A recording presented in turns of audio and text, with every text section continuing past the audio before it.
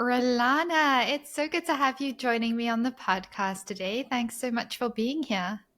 Thanks, Robyn. Thanks so much for having me.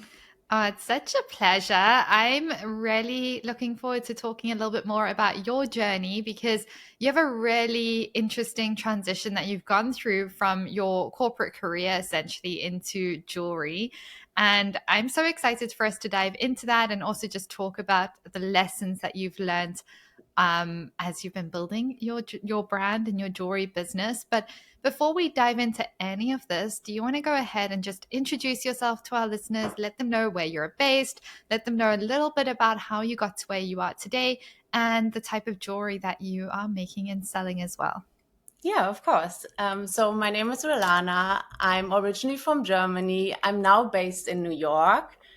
I launched my business, Nostalgique, in June last year. I joined the JVA a little bit before that, and I designed Art Deco-inspired gold jewelry to bring back the bold beauty of the 80s. It's the decade I was born in, so I was born in 82. And I just love the 80s. I love the whole style, the vibe. I'm a big 80s music fan. And I just feel like, especially the jewelry had such like a powerful vibe back then.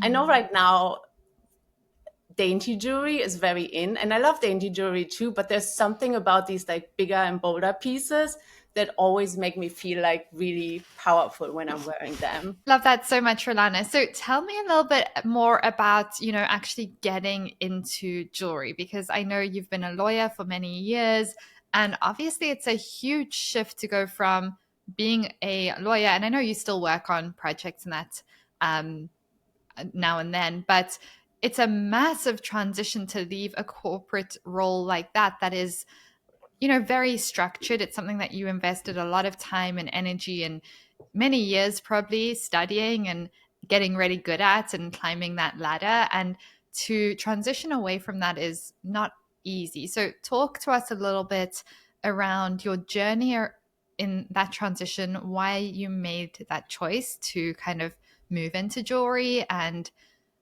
how that's felt for you. Okay, sure. So yeah, I studied law in Germany. I was honestly like studying law was like not the plan when I was younger. When I was younger, honestly, I wasn't really a great student. I didn't enjoy school very much. I think it was just this thing of like sitting still for a very long time and just listening to the teachers. I'm somebody like when I'm sitting somewhere, presentations, when I go to a conference, my mind just automatically wanders. Like I cannot concentrate like for a very long time, even if you're a very good speaker. I mean, you have to be a really good speaker for me to really pay attention. So Mm. that's why originally when I was in school, I was just waiting to get out of school and start working because I like to be active, and it just made more sense to me to just like go straight to work when I left school. So that's what I did. I did first. I did an apprenticeship. I'm not sure if you have that in Canada. They don't really have it in the US. It sounds like a co-op. They do co-ops at which is essentially like you're at university or college and then you do like two terms of learning at college and then you do one term of having an actual job and then you go back to college, then you go back to the job. It's a great vibe. Okay, yeah, and it's a Yeah. little similar, even though it's more focused on the work part. So it was like 2 years where I was working in this company, and it's basically learning on the job, but you already get paid, Mm. and you go through. So I did that as an office clerk, I think you would say in English. And the great thing about it is you go through all these different departments. So you get to learn a lot of like how things are working in marketing and human resources, in sales. So it's something new every few weeks or months. And then you have 2 days of school where you just learn like the theoretical part. So I did Mm. that and I really enjoyed that part. The company was great. There were a lot of other like young people who did the same thing. So there was a really good community. And then when I was done with that, I started working in the sales department. And I think that's when I started to think like, okay, is this something that I'm going to do for the rest of my life now? Is this something I want to do? Because the company, it's like I'm from a very small area. And like specifically that company, a lot of people started there when they were really young, and then they just stayed until they retired, basically. So I Mm. was sitting there and I was like, I don't think that's what I want to do. I feel like, I want to explore a little bit more. I want to learn different things. So I looked into basically, like, what can I do? What can I do that would make me feel satisfied, where maybe I can like move somewhere else, because I've always lived in this like, very small town area. Mm. And then I found the study program, which it's not, I didn't study general law. So it's intellectual property law.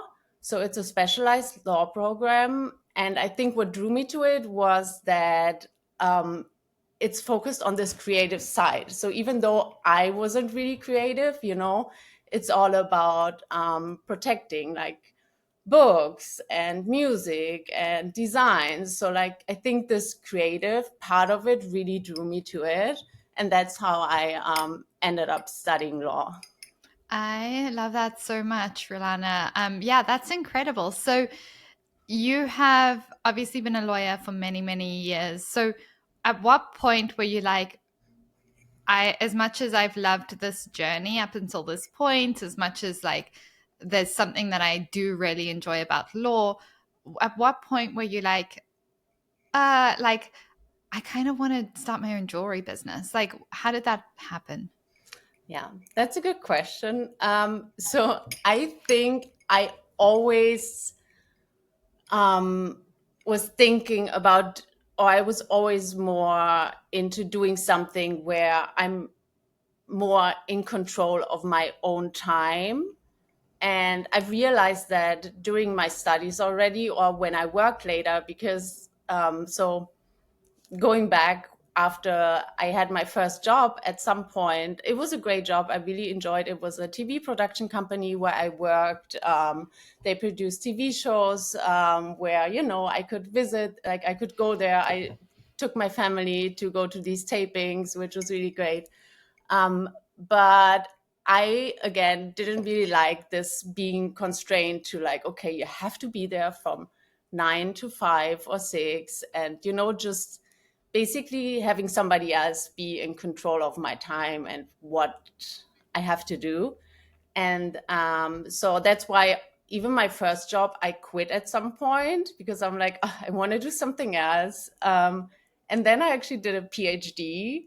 And I think one reason is that I really love research. I like to dig deep into like a specific topic. But another reason was also that it allowed me to be the master of my own time. I mean, I Mm. still work part time. In But when I law. was not working, yeah, I could just, structure my time the way I wanted to structure it.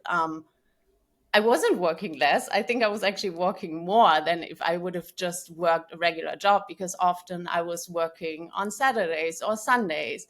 But it just made me feel more fulfilled because it was something I did for me. So I feel like to me, it had more purpose than working for somebody else. And Mm. I think like many years later, I felt the same way again. So I was working here in New York in like a nonprofit institution. And I liked my job. But again, at some point, I was like, I don't feel like this is what I really want to do. I feel like I want to do something that to me has more purpose, that I can stand behind, like create my own thing to feel this kind of like purpose. Mm. And I quit my job again. I'm like, I'm very, I do things just like on a whim sometimes. I'm the It always like, same. I'm the same. I love it. I think there's You know what I think is so beautiful about that, Rolana, is that to me tells me that like I think it's a sign that you have faith and trust in yourself that, like, hey, when I get this urge to do this or this feeling that something needs to change, I'm not going to wait 15 years and like wonder if I'm going to make it. It's just like, oh yeah, of course, like I'll make it work. I'm going to go with that feeling. I love it. I'm the same. Yeah, yeah, that's exactly how I feel. Like, Yeah. I don't know why, but I always had this, like, I'm a very optimistic person in general. And Mm. I always had this feeling like, okay, it's gonna work out somehow. I'm gonna make it work. And I think in the back of my head, even though I always had like a lot of confidence in what I'm doing and the way I'm going to, the direction I'm going to, I think in the back of my head, I also thought, okay, if it doesn't work out, at least I've tried it, or at Yeah. least, like, what's the worst thing that could happen, really? Like, nothing really bad can come out of it. Like, and from what I've experienced so far, it's like the opposite, I feel like I've grown so much as a person, and I've discovered sides of and parts of me that I didn't really know about, or I was able to explore those a little bit more. So I feel Mm. like even like it also grew me as a person. Like I grew a lot through these things that I've done and that I've tried. Yeah, and through building your jewelry business, big time. Like one of the things I always say is, well, for me at least, when it comes to business, all the businesses I've built, I just feel like my favorite part of them, if we don't look at all the like time freedom and like all the things that come along with entrepreneurship that are so wonderful, I think my favorite thing has always been the version of you that it allows you to grow into. And it creates those opportunities to face challenges and to face this and to explore different sides of yourself in such a beautiful way. Um, what's your experience been around that? And when it comes to building your jewelry business, how do you feel like building this business has shaped who you are today? How do you feel like it's helping you grow into, I'm going to say, more of your authentic self? Um, Yeah. Um, it's definitely so one of the things I think where I definitely grew, or where I'm still like learning, is to just so I would consider myself a perfectionist, like, even, yeah. especially when I was still working in, like, or when I'm working in the law. I I over prepare. Like, I over prepare everything. I feel like I spend so much time preparing. I mean, I also take action, but still, like, I want to be prepared for everything, like, everything that could go wrong, everything that, I don't know, I just over prepare, and I want everything to be perfect. And what starting my own business and being part of the academy also has taught me that no, like, you don't have to be perfect. I mean, nobody is perfect, and we don't expect Mm. perfectionism from anybody else, right? But like, we're so much harsher to when it comes to ourselves than we are when it comes to other people. Like, if you think about, I don't know, your family or a friend, like, you wouldn't expect any of that from them, but you're just your own worst critic, I would say. I agree. I agree. And so what I think, and it's fun because I feel like I embrace more taking messy action. And this is something that's like, whenever I think about doing something, I always hear your voice in my head, and it's like, embrace messy action, because you know you don't gain that confidence. For example, like, speaking in front of the camera, or now, like, doing this podcast. A few months ago, I would have been like, no way, I'm not gonna do a podcast. Like, what are you even talking about? What would I even say? Like, I'd be so nervous. I would be so afraid, I don't know what I'm supposed to say, forgetting words, because English is not my first language. Mm. And but you don't, and that's also something I heard you say so much, is like, you don't gain this confidence if you're not doing it, Because if you're only doing it in your head, if you're only thinking about it, like, it's not gonna change anything, you know. You have to go out there, you have to do it, and that's how you gain that confidence. And I feel Mm. like that's been a big, or it's still like a learning experience. I mean, I was very nervous before too, when I was like, oh my God, I'm gonna have this podcast soon.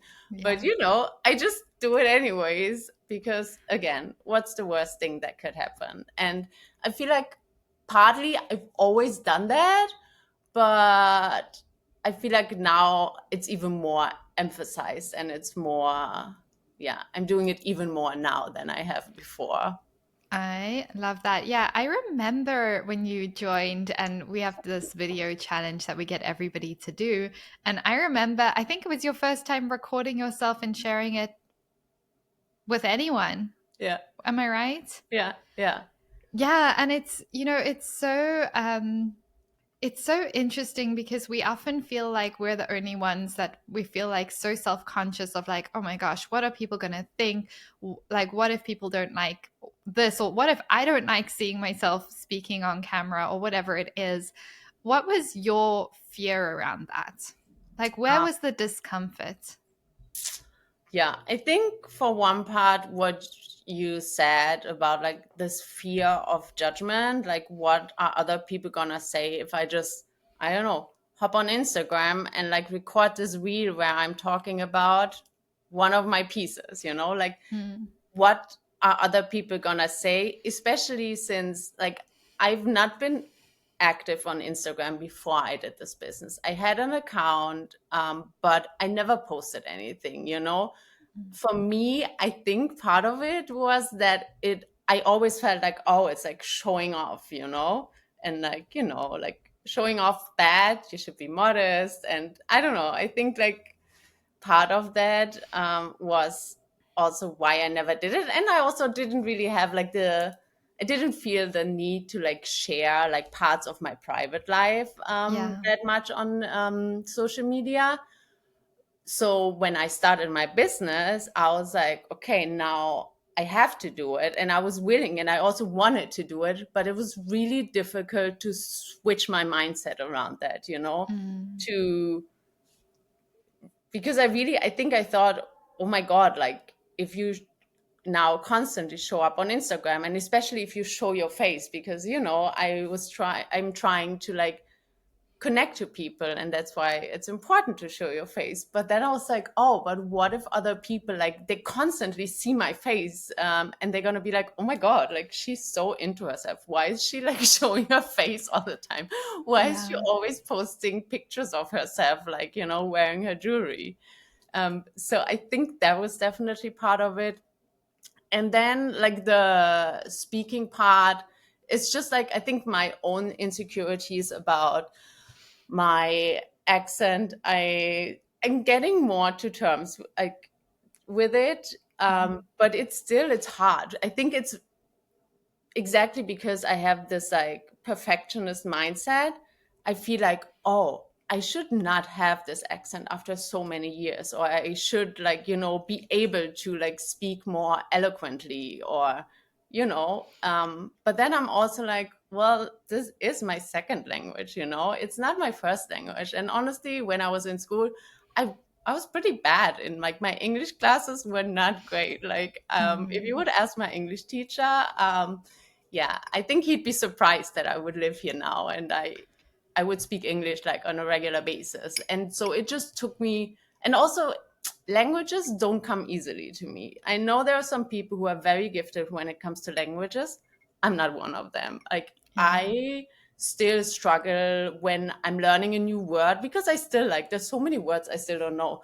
So whenever I learn like or hear a new word, it still like takes me so much time and effort to remember it. I'm not one of the persons who just hears it once and then it'll stick. No, I have to like hear it several times, or like best I have to like write it down and see it with my own eyes so I can remember Mm, it. And so I think that's also like when I hear myself, it's honestly getting better. I think it's because you're just getting used to it. So yeah. that's good. But yeah, so when I in the very beginning heard myself talking, I'd be like, oh.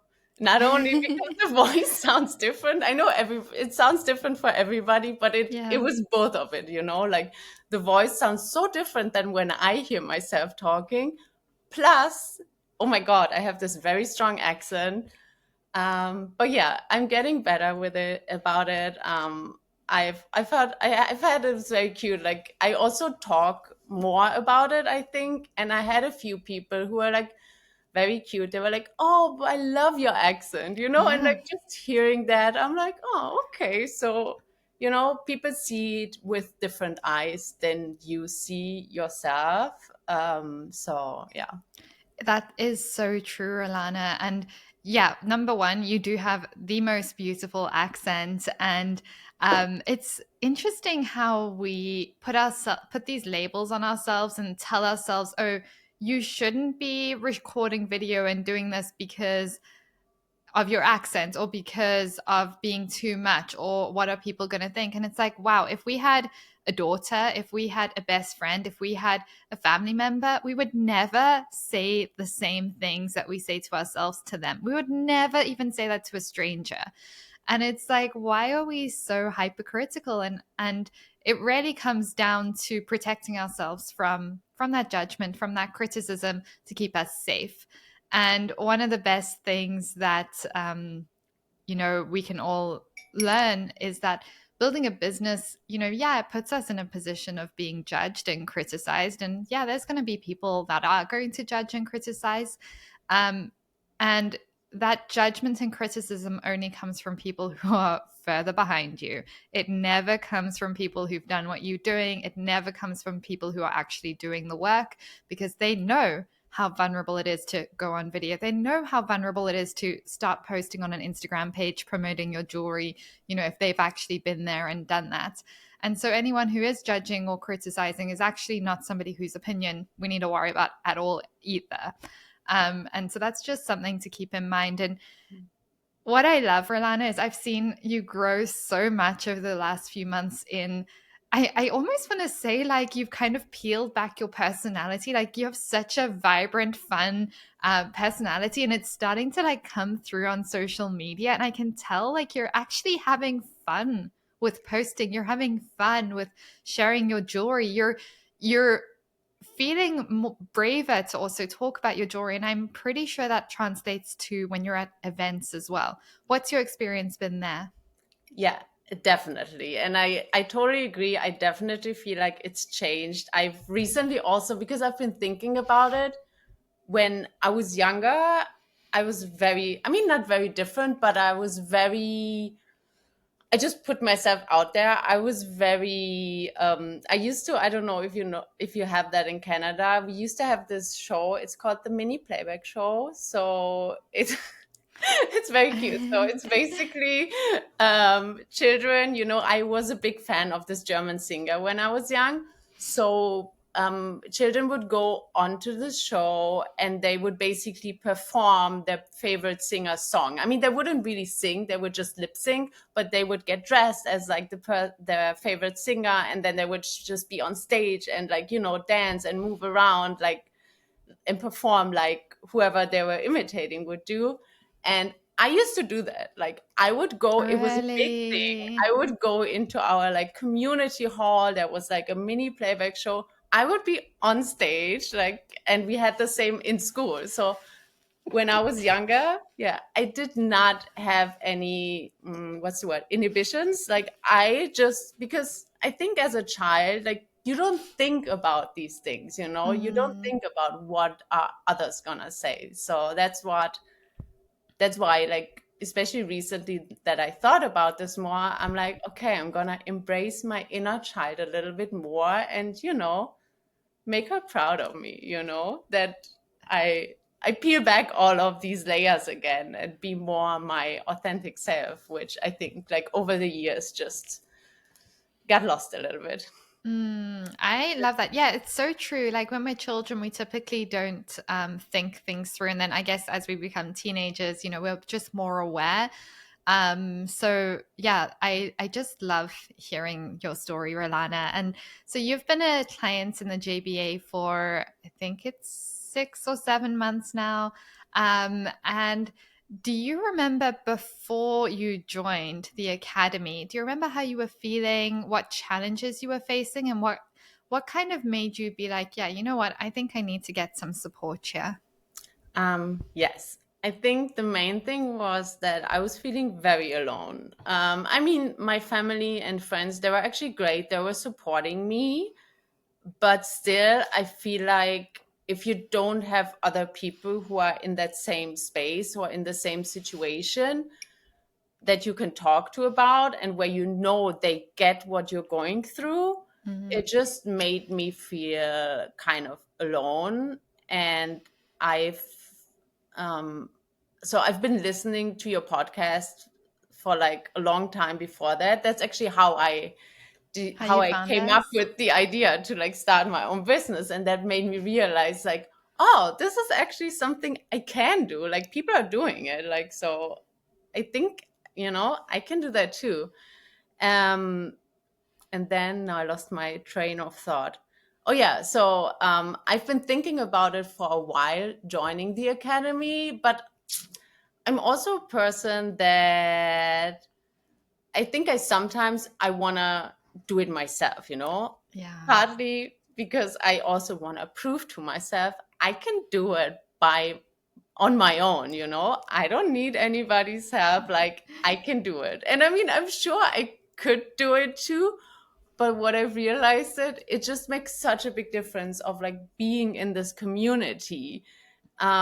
It's just like, yeah, I could probably do it by myself, but it would be so much harder.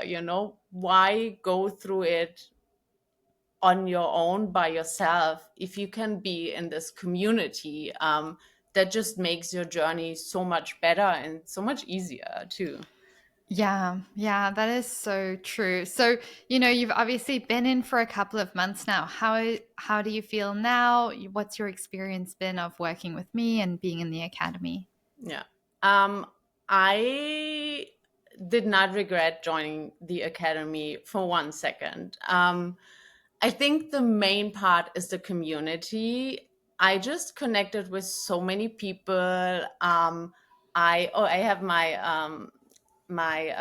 jewelry biz bestie, Katie. She's in Australia, and we talk every week. So every week for an hour or so, depending on the schedule. Like I talk to her, and she's Mhm. on a very similar, like we're in this a similar stage right now, and it's so great just to like connect with somebody who's doing the same things, who's having the same struggle.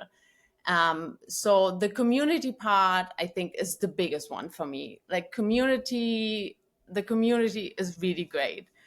And then second, I think it's just being able to ask questions, because I do love research and all of that. And I've done so much research, like, to even set up my whole business, from like finding manufacturers to like, so much research got into that. But being able to just have somebody where like if you're stuck somewhere and you're like, okay, let me just like pop it into the Facebook group, or like join the call. I think I almost joined your calls every week. I Yeah. love these calls. You do join, I think, most of them. Yeah, I love Yeah. seeing you there. Yeah. So just being able to have somebody who also has this experience, I mean, like, what you're talking about. Like, that's also like why I decided to like join. It's like, okay, like, I was listening to all your podcasts. I'm like, oh, like she actually knows what she's talking about. Mhm. Because I don't listen to everybody's advice. Like, sometimes I have one friend who always tells me, like, whenever I talk to him about a problem, he's like, Rilana, I don't even know why I'm giving you advice. I know you're not going to take it anyways. And to a certain degree, it's true, because I do what I feel like, I have to do or I want to do. And like, that's why I also sometimes don't even reach out for advice, because often I can figure it out myself. But with you, I really felt like from the beginning, I was like, okay, like I know if Robyn tells me something, I mean, I still obviously like, consider it and think about it. but I trust you so much with your expertise and everything that I actually implement the things you're telling me. And I don't have that hesitation to be like, I don't know. Yeah.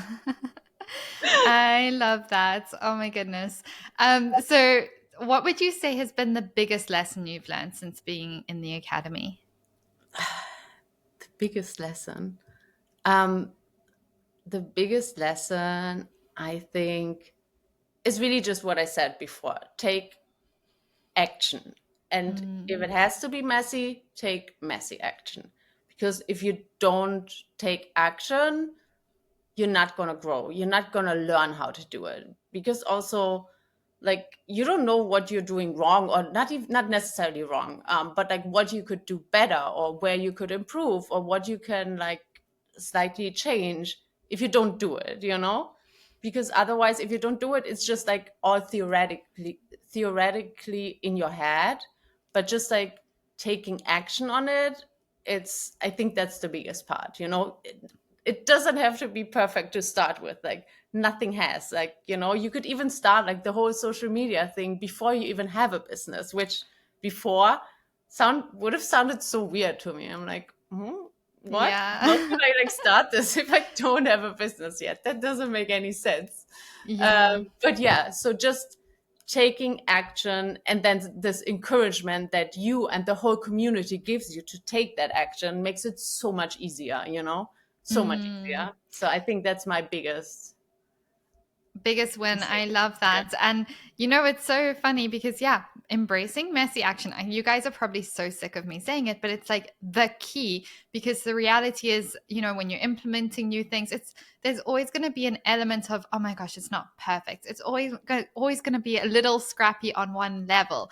Your customers are not going to see the scrappiness. We're the ones who feel like, oh my gosh, this is a little like, I don't feel ready to show up on video. I don't feel ready to post this. And it's like we just keep showing up before we're ready, and we build that confidence. And yeah, I love that lesson, Rilana. So what would you say are some wins, big or small, that you've celebrated since joining the JBA? My wins are definitely, I did a lot of events last year. So basically, right from the start, I mean, I launched my business in summer, which was great because there were so many markets here. So I've done a lot of events, and just like seeing how people react to your jewelry was so good. Like, it felt so good because even if like they were not buying right away, just like hearing them like, oh my god, I love these pieces, or oh my god, it looks so art deco, like all of these little Mm, things like helped me build my confidence. So I feel like that was a huge win. And then that I really, since I started the business jewelry business academy, I posted on social media, on Instagram, every single day.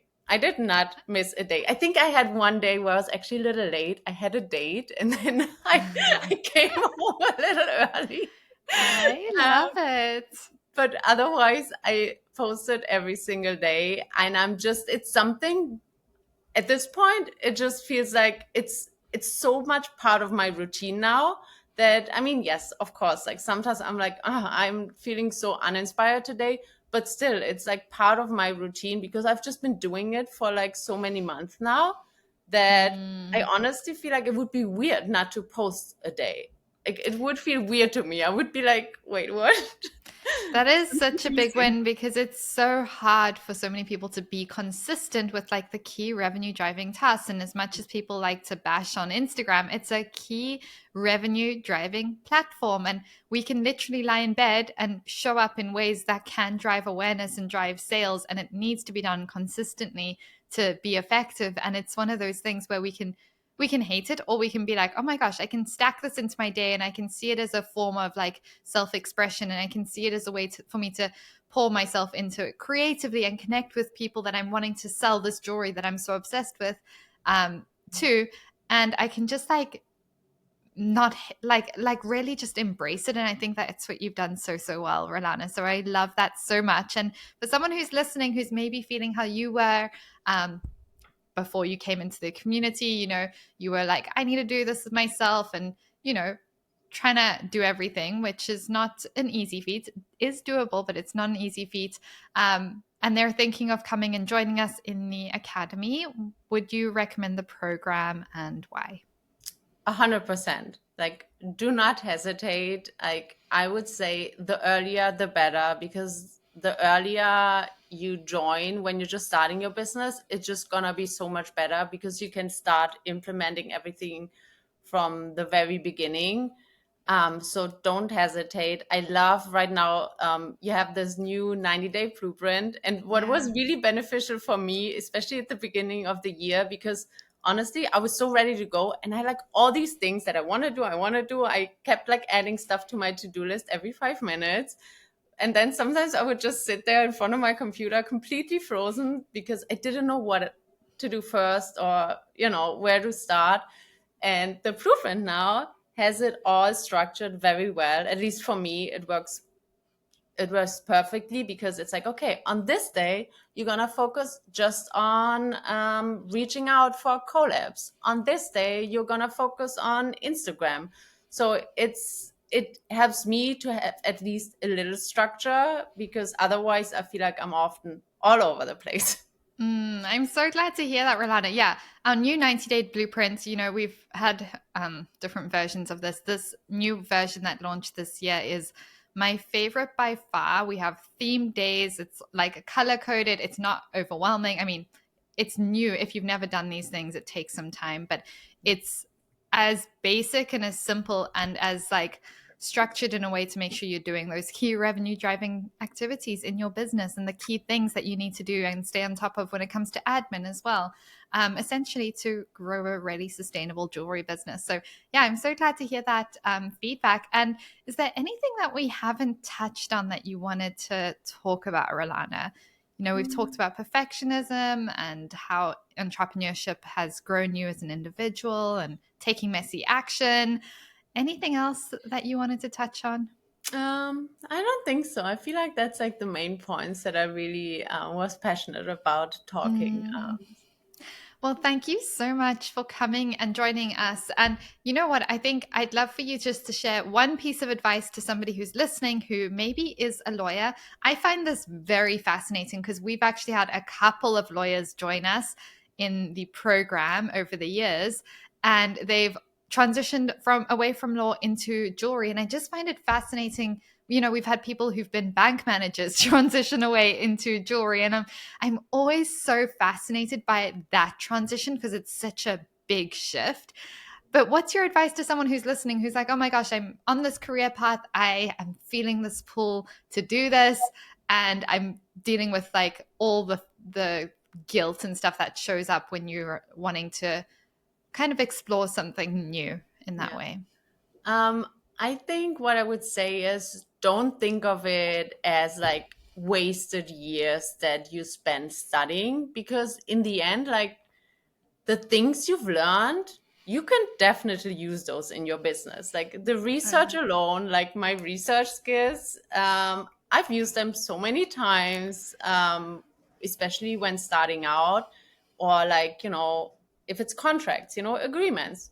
Mm. Perfect skill for when you start your own business. So it's not like you've wasted those years, like, getting this education and then doing something else. So it's like you've learned so much along the way while you're studying law, like things that, I don't know, I you probably won't even don't even think about, but like, you've learned so many skills, like analytical skills, all of that. Those are like life skills, so you can Oh, use those in any business. I completely agree. Like there's so many transferable skills and yeah, it's amazing what a like bonus that is in business to have those and to have the legal background. Like awesome. Well, Rolana, thank you so much for joining us and for sharing just more about your journey. And I know we're going to have lots of listeners wanting to follow along and connect with you. So where can our listeners find you and how can they support you? Sure. So listeners can find me on Instagram. My handle is nostalgiquenyc, or my homepage is nostalgiquejewelry.com. And yeah, feel free to reach out, send me a message. I always love to hear from people. Amazing. We'll link all of those in the show notes so you guys can go and follow along and connect with Rilana. And we'll bring you back on in a couple of months to hear the updates, to hear the growth, to hear the wins, to hear the lessons. But yeah, thank you again so much, Rilana. This has been so much fun. Thank you, Robyn. I really enjoyed it.